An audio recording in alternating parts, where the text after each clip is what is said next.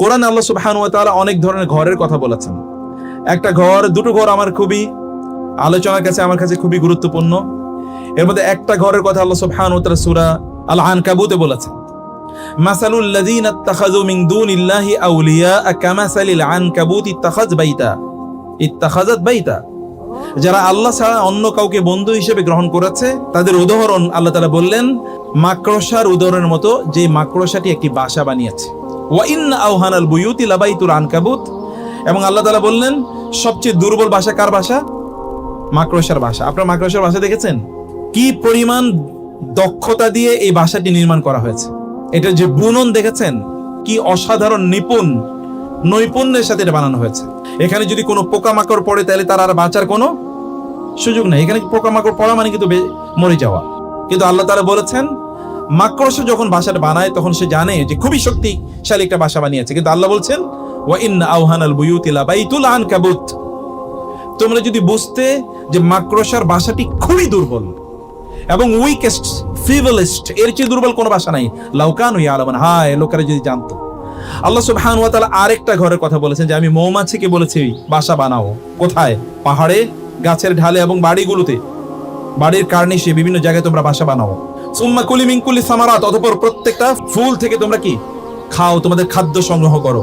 এবং ফাসলুকি সুবুলা রব্বিকি যুলুলা, এবং তোমার রব তোমাকে যে পথ দেখিয়েছেন বিনম্র চিত্তে সেই পথটি গ্রহণ করে তোমার বাসায় ফিরে যাও।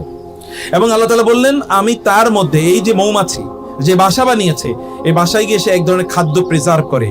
সেই খাদ্যের মধ্যে আমি কি রেখেছি? ফিহি শিফাউল লিন্নাস, মানুষের জন্য ওইখানে কি আছে? শিফা আছে, কল্যাণ আছে। এই দুটো ভাষার মধ্যে পার্থক্যটা কি? আপনি যদি মাকড়সার ভাষা দেখেন, মাকড়সাকে বলা হয় গ্লাডিয়েটরস, মানে সর্বভুক্ষ, এটা সব খেয়ে ফেলায়। মানে মাকড়সা বাসাটাই বানায়, এটা আসলে একটা কি ট্র্যাপ। এখানে কি এটা একটা ফাঁদ, বিভিন্ন ধরনের পোকামাকড় এসে এই বাসায় পড়বে আর মাকড়সা এই প্রাণীগুলো খাবে। এবং ও কিন্তু এক ধরনের প্যারালাইজড, ও কিন্তু নড়াচড়া করে না, এখানেই বসে থাকে।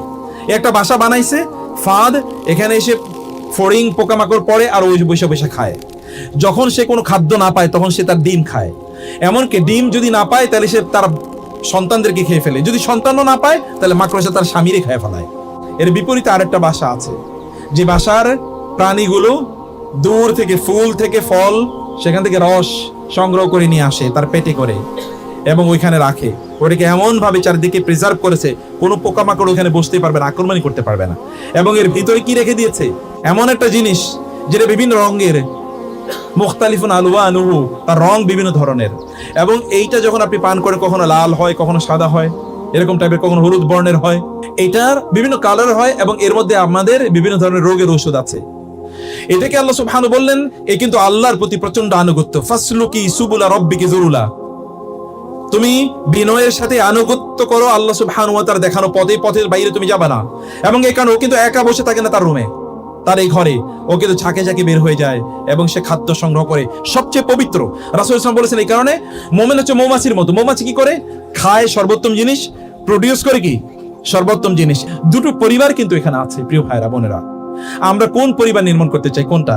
ঘর ভেতর থেকে শক্তিশালী হওয়া লাগে, ইন্টারনাল বন্ধনটা প্রচন্ড শক্তিশালী হওয়া লাগে। যদি ইন্টারনাল বন্ধন শক্তিশালী না হয়, ঘর থেকে আপনি প্রোডাকশন কি দিচ্ছেন? আপনার ঘর থেকে কি প্রডিউস হচ্ছে? আপনি কাকে ঘর থেকে উৎপাদন করছেন? সন্তানকে কিভাবে আমরা প্রতিপালন করব? আপনার ঘর থেকে বের হচ্ছে কারা? গ্ল্যাডিয়েটরস এখান থেকে। কারণ মাকড়সারও তো বাচ্চাগুলো বেঁচে যায় কিছু, এগুলো পরবর্তীতে তাদের প্রজন্ম দেখে খেয়ে ফেলে, অথবা তাদের ডিমগুলো তাদের নিজেদের প্রজন্মকে খেয়ে ফেলে। আমরা কি আমাদের প্রজন্মকে খেয়ে ফেলছি কিনা?